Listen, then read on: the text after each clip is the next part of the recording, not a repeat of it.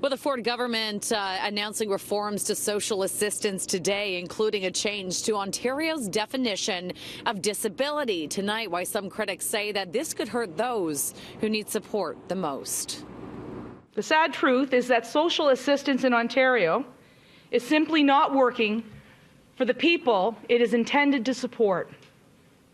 It traps people into a cycle of dependency. Social Services Minister Lisa MacLeod calling these reforms compassionate and more effective. Here's a breakdown of the government's so-called redesign. People in the Ontario Disability Support Program will be able to earn $6,000 a year without having any payments reduced. That's up from the current level of $2,400. It also says there will be a 25% exemption on earnings beyond $6,000. There's a different deal for those in Ontario Works.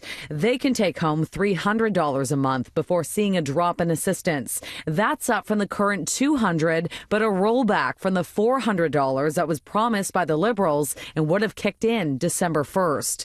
MacLeod says red tape will be broken and those who are able to work will get more help finding stable employment. What we're going to do for those who are on Ontario Disability Supports is provide them with not only more support, but with more money.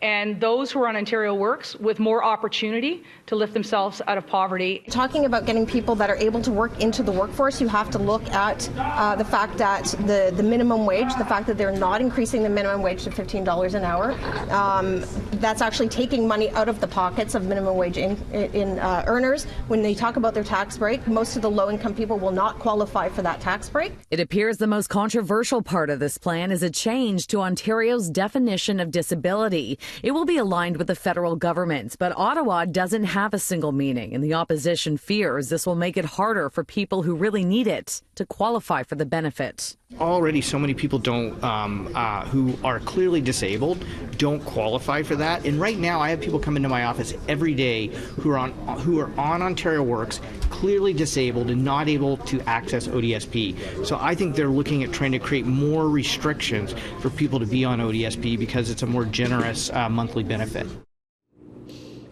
Now, the Tories said they're also cutting a planned 3% increase to social assistance down to 1.5%. And the timeline for this is still very vague, though. The minister saying that all of this will unfold over the next 18 months.